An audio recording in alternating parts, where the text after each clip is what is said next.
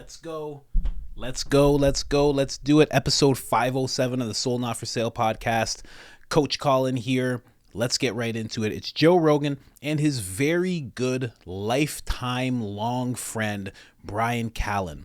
And in this clip, Brian says a lot of things, but near the end of what he's talking about is something that a lot of people need to hear in the country. A lot of people need to hear what he's saying. He's talking about socialism. He's talking about why it's so dangerous. He's talking about the slippery slope that we're going down as we watch Trump get indicted. As we watch, because this is what we're really watching, as we watch a president arrest his opposition, put indictments on his opposition, try to stifle and silence his opposition through threats of jail time, and what that really means for the country. Because a lot of people on the left, and even some people on the right, think, well, this is just happening because it's Trump. People on the left, it's happening just because Trump's evil. He's just an evil guy. We got to do this to an evil guy. A lot of people on the right are saying, it's just happening because it's Trump, what he's going to do for the country. I don't know if that's true. I think as we watch this happen to Trump, you're going to see it happen to more and more people. If it works.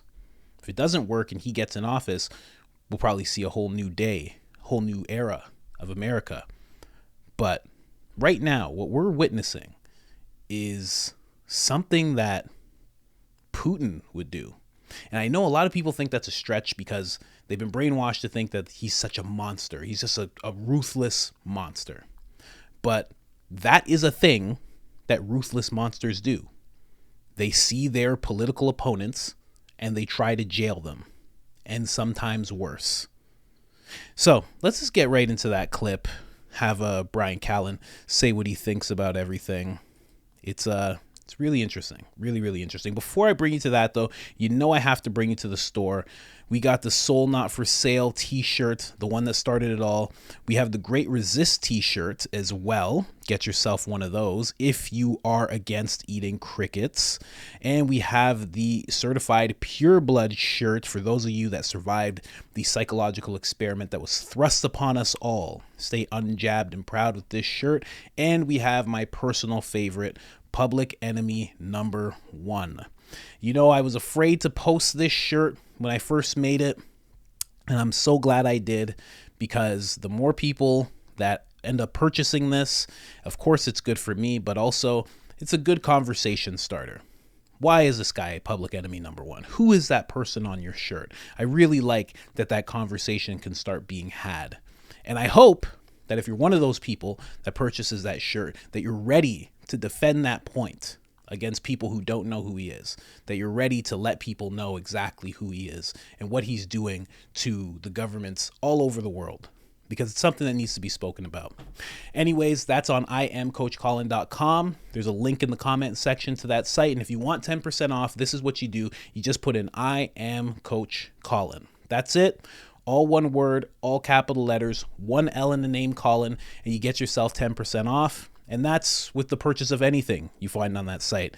Big purchases, multi things, small things, whatever you get, 10% off. You're very welcome. And if you've already done that on our site, we thank you. Thank you, thank you, thank you. You're much appreciated. Now let's get into this clip. That was that he was being braggadocious. They're going to use whatever they can. Yeah. And there's a chance he might get off on all of these things. But there's no doubt that these indictments have made him stronger with his base. The real question is, this is all, you're never going to get people who say, well, Biden is really old and we don't have an answer.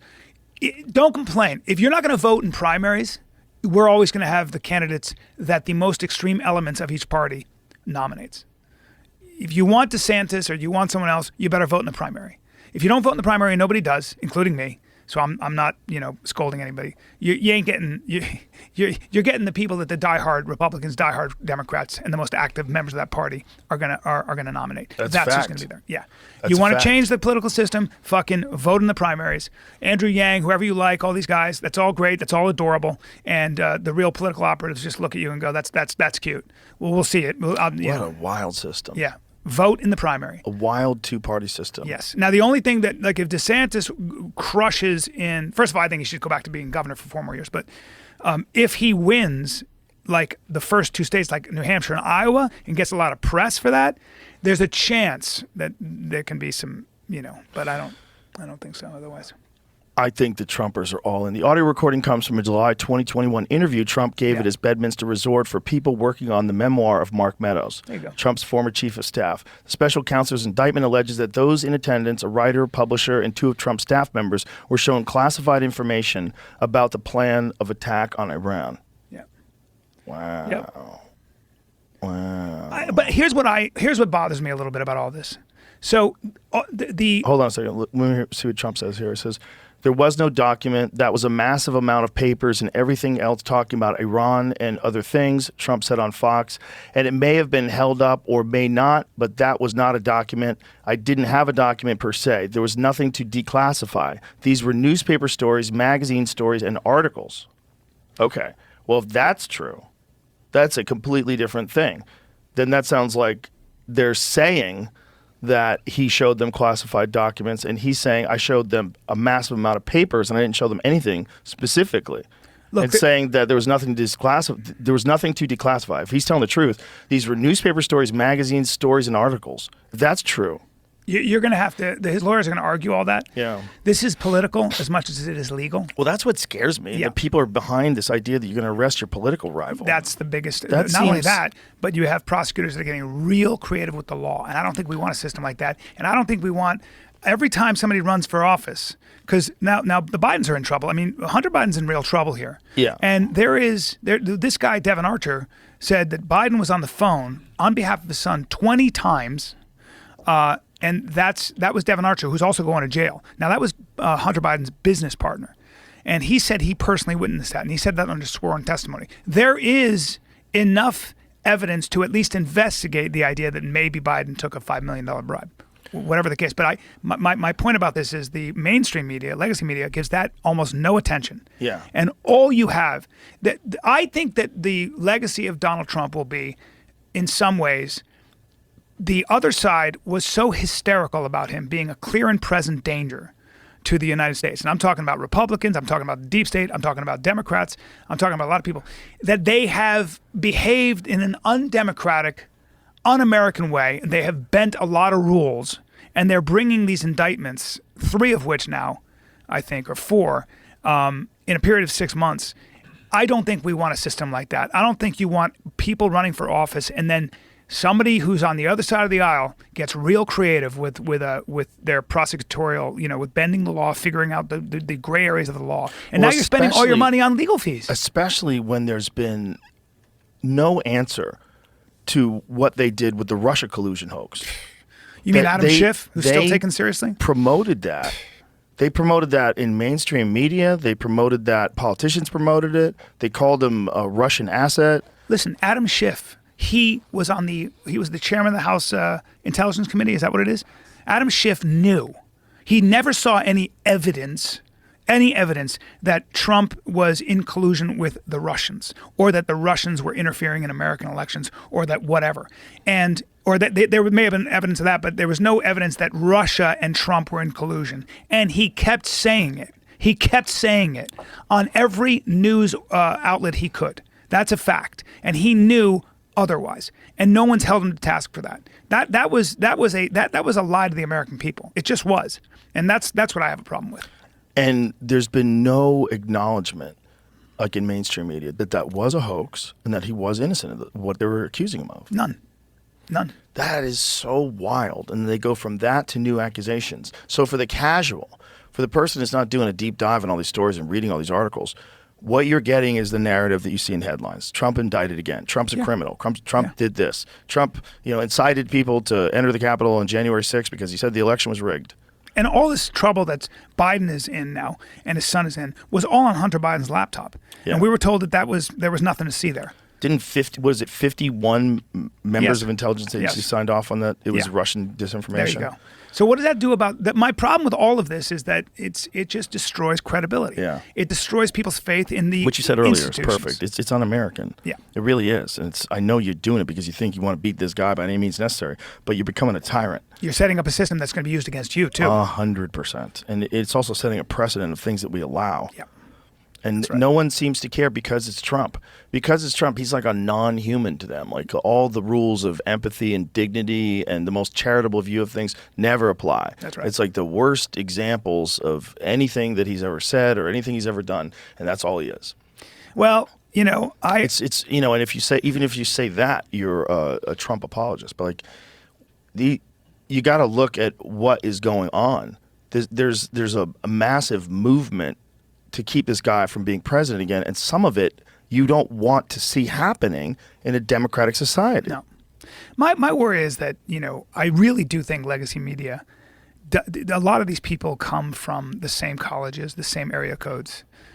They do see the world differently than most of us who are out there trying to build a life. Isn't that wild? It is wild. That they somehow or another are supposedly representing the frequency of the country, but they're so off. And they think they're superior because they're very educated. Yeah.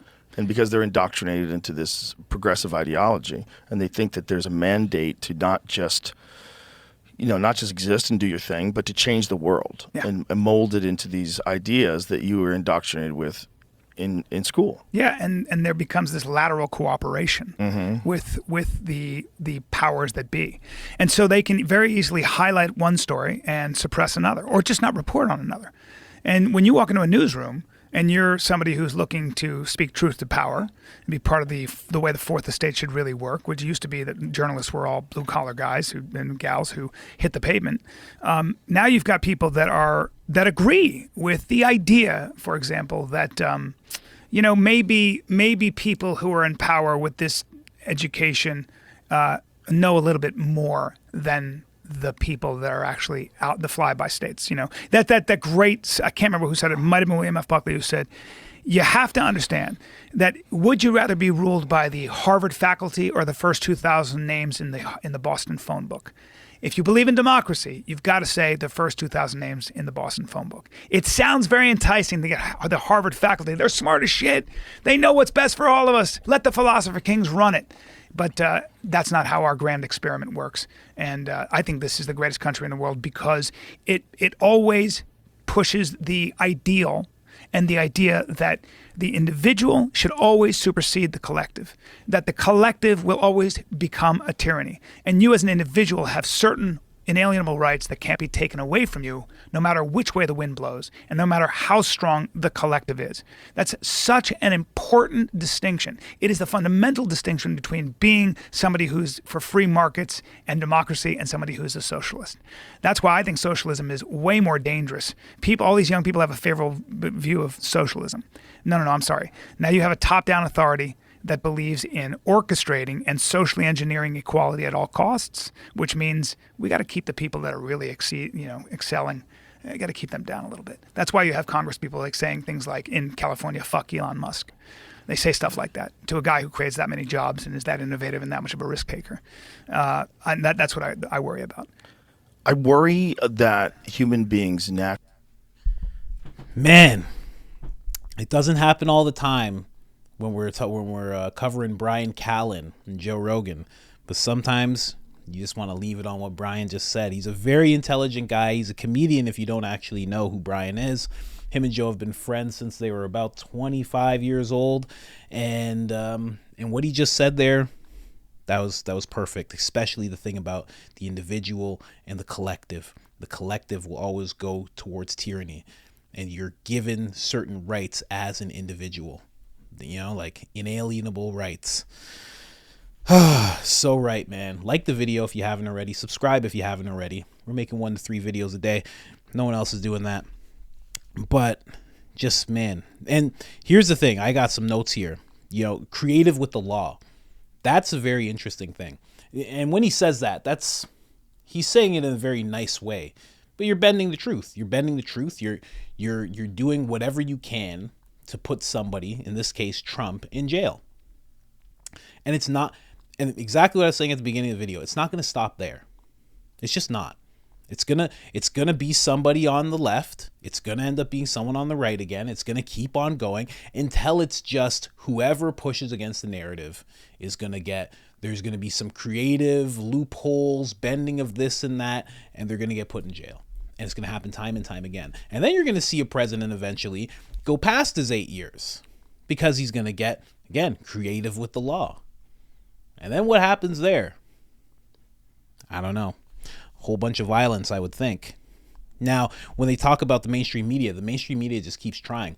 That's when I write that down. I mean, when you look at that whole Russian collusion hoax, they don't admit, they're not going to admit. If you're a journalist, right? I've seen Matt Taibbi do this many times. He gets something wrong. He says, yeah, I got that wrong. He'll make a whole Substack about it. He'll talk about it. He'll be on video about it. He'll write about it. Like he goes all out. He corrects himself.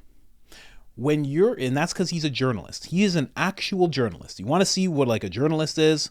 That's him. He goes after the left. He goes after the right. He goes after whoever's in power, and he makes sure there's tension between him and the powers that be. That's how journalism's supposed to work. When you see these people who are on mainstream media news, they are megaphones for the elite.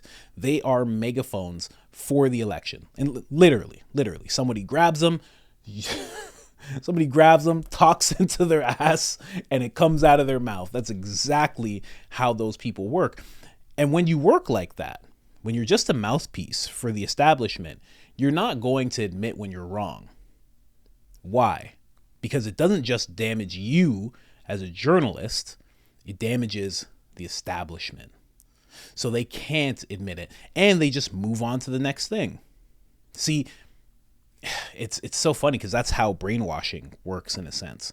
It's like, we're going to try something on you, the people. We're going to try it, and it kind of worked, kind of didn't work. Okay, it fell apart, whatever. Next thing, let's just try again.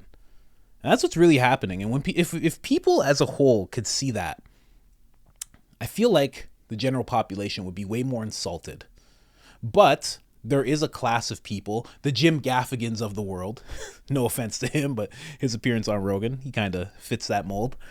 They just believe it. There's still people who say that. Well, he was colluding with Russia. I mean, he's just so corrupt. Some people think that's part of his corruption, that he colluded with Russia. And then when it's disproven, they're just like, nah. It was drilled into my head too much. I can't just take it out. It was drilled in. It's in my head now. I can't just take that out. But that's actually what happened. It's not a real thing. It was a hoax. And then they just come with another thing, the indictments. Some people ask people about this. They don't even know what the indictments are. They don't know about documents and Trump saying that. He didn't just say it was a stack of papers. He said it was a bunch of newspaper clippings and different articles that were about him and his presidency. And you would use something like that if you were going to, like, say, write a book, which after you're president, you usually write a book. Obama did it. Biden does not have the cognitive abilities to do it, but we've seen president after president write books after. And this is how they do it. They get a bunch of stuff from the White House. They keep it. They expose it to a writer, or they write it out themselves, and they build like a whole memoir thing. Maybe that's what Trump was doing. We don't know. But again, he does claim that the things that he took were just about him. So, I don't know. It's just that the mainstream media will just keep trying. They'll just keep trying. It's a very insidious machine, a very sinister machine when you really think about what they're doing. They know that they're wrong. They know they're lying. They know what they're saying is wrong. They watch it fall apart. They have no remorse towards it, and they just try again. It's really like somebody trying to punch you in the face, and you block it, and they look at you and they go, okay, and they try and hit you again. Like, think about that. That's really what the mainstream media tries to do to the public. They're constantly trying to black people's eyes, trying to get it into their heads, trying to, punch it into their head, per se. And then taking away the character from a person, taking away human characteristics from a person. That is extremely dangerous. Again, and people don't realize this, if they could do it to Trump, they could do it to anybody. So if they're able to just take away, they don't treat Trump as a person. It's just like no dignity, no empathy, no integrity, nothing. We are allowed to get as animalistic as possible when it comes to this person. And we are giving everybody license to do the same. That is dangerous. That is very, very dangerous. They can do that with anybody. If they can make you feel that way about Trump, then they can make you feel that way about anybody. And they can make people feel that way about you. It can happen. We've seen in the past 4 years. It can happen. And then the individual to the collective. And what Brian just said was beautiful, what he's worried about, and his whole talk about socialism. Just beautiful. Again, like the video if you haven't already. And just how do you feel about that? How do you feel about what Brian said when he said things about socialism, how he talked about what they think about Elon Musk in the socialist mindset, what they're doing to Trump? Like, how do you feel about this whole thing, these indictments, everything that's going on? I think, again, and I've used this word like a dozen times, I think it's very dangerous. I think it's extremely dangerous. And if it's allowed to happen, it's going to happen again, and it's going to get worse. It's going to get to the point, like this time it's like, well, indictments, and we'll see what happens, and let's prosecute them. If they keep on getting away with this, and the bar just keeps getting set that they just find opposition and then try to arrest or indict them, eventually it's just going to be like, just throw him in a truck. He's gone. Yeah, no more competition. We're not doing that anymore. And your new president is Mr. Hunter Biden here. I think it can happen. I was telling someone in the comment section, when it comes to Russia and Canada and communism and socialism and all this stuff, it wasn't always like that. It wasn't always like that. Step by step. Jordan Peterson talks about it. They push you into a certain point until you kind of try to fight back, and then they pull back. But they've already pushed you so far, and now they push you even further, and then they pull back, and then they push you even further, and then they pull back. And the question is, how far will you be pushed? Other than that, I am out. Like the video, subscribe.